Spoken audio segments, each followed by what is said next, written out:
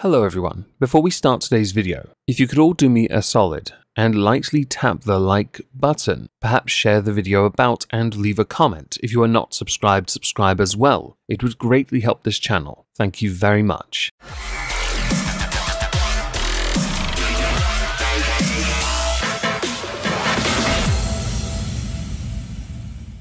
Hello everyone, welcome back to a Megon 2 Electric Boogaloo. Today I'd like to talk about Chris Benoit, who had been a number of times over the past 2 weeks trending on Twitter. Chris Benoit, for those who don't know, is a much celebrated wrestler that you won't hear much about because 15 years ago he unalived his own family, and then himself. A major contributing factor towards this was the fact he suffered from CTE and his brain was akin to that of someone in their mid-90s. Was it late 80s? Either way, his brain was mush because he had taken far too many headshots and impacts over his lengthy career as a pro wrestler. He's often regarded as an overachiever because in a world of big, tall, muscular men, he wasn't that. But his technical skills are never in doubt, and nobody here will try and question that. The unaliving of family and himself, not such a good look. This was 15 years ago, and his name still gets brought up to this day. I tend to side with Paul Heyman's comments when it comes to discussing Chris Benoit all the time, when he said the following. You can admire his work all you want, but I'll give you my take on it, since you want to keep on yelling out my boy. 3 people died in that house that night. I don't care about CTE. 3 people died in that house that night. Only one person had the choice behind it. The other 2 didn't have a choice to die.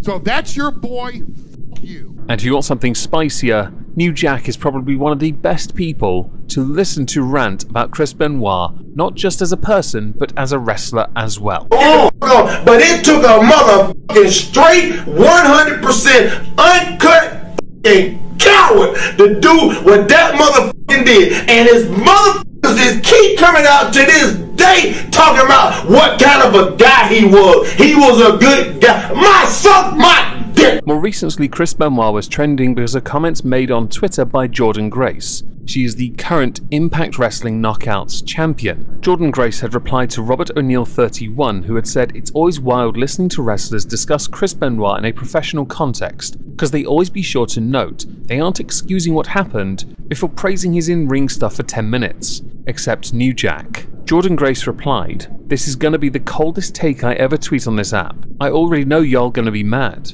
I don't think Benoit could 100% hang with most of the present day wrestlers. He would not be able to remember matches. Also, may he burn in hell, amen." Proving a point, I said something very lightly critical about him. People jump in to defend him. He should never be defended. Dude lost that right when he unalived his child. Now that is a very blunt take on the situation. Many people accept CTE definitely played a key part in the situation, 100%. And I think if anyone wants to say this, they should be allowed to say it. Of course, consequence is a thing. There's no such thing as free of consequence, thank you, and I'm not going to try and argue against it, because there are consequences for everything regardless of what you do or say. Somebody had replied to Grace by saying, removing the CTE, you don't think Benoit in his prime could keep up with the best of today? May I ask what the rationale behind that is? With Jordynne Grace replying, maybe I'm biased because he unalived his family. I don't know, probably just me. I think we should all hate him and disregard his entire body of work. But again, that's just my take.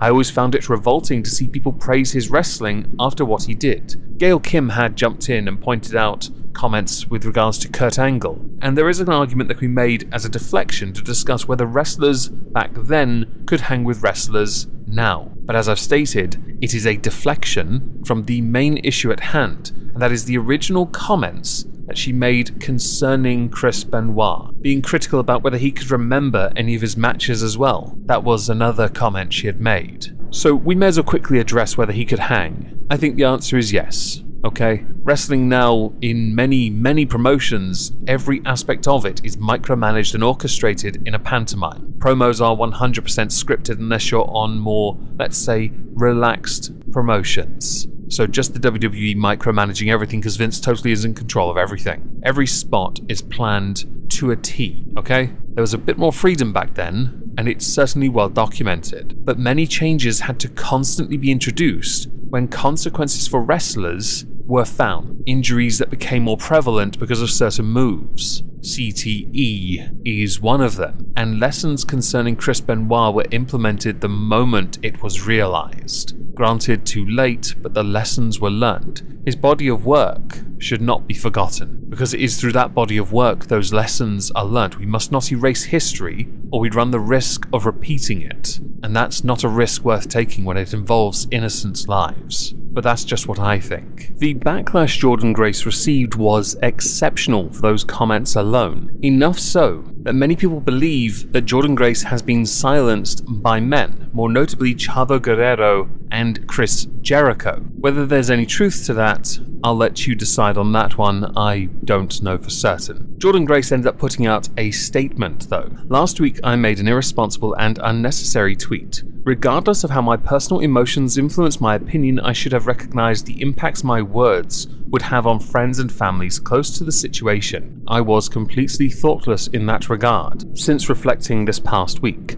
I've reached out privately to friends and family that I angered or hurt. Among those was David Benoit, Chavo Guerrero, and Chris Jericho, who are supporting me in the decision to partner and fundraise with the Concussion Legacy Foundation, formerly Sports Legacy Institute. I have pledged $5,000, with the overall campaign goal being $20,000. I am acutely aware that the damage has been done. I would never intentionally add on to the suffering of those already dealing with such a traumatic event, and I'm sorry for my insensitivity and aggravating this already delicate topic. This is my way of attempting to squeeze something positive out of a negative situation I created. Thank you in advance for everyone who donates. Jordynne Grace also appeared on a live with David Benoit and apologized there as well. There are going to be people, even within the family itself of David Benoit, who don't agree with this response, who don't agree with any of it, because this is a very divisive topic, and it will remain as such for a long time. Some have speculated that Jordynne Grace said this solely to get more attention, because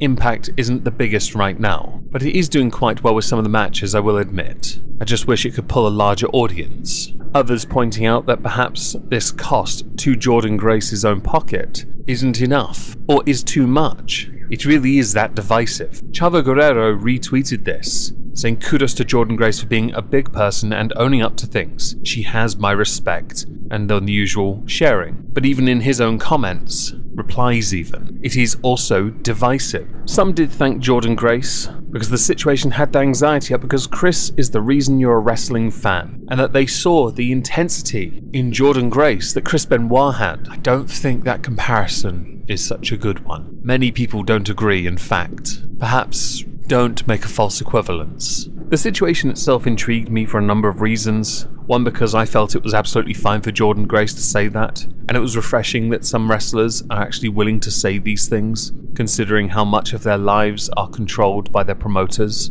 so just WWE. And I also found it refreshing because more and more people are starting to lean towards the direction of maybe we should talk more about Chris Benoit. And having these differing opinions is good for discourse, very good. When it looks like someone's been silenced through numbers, it's not a good look for the discussion itself.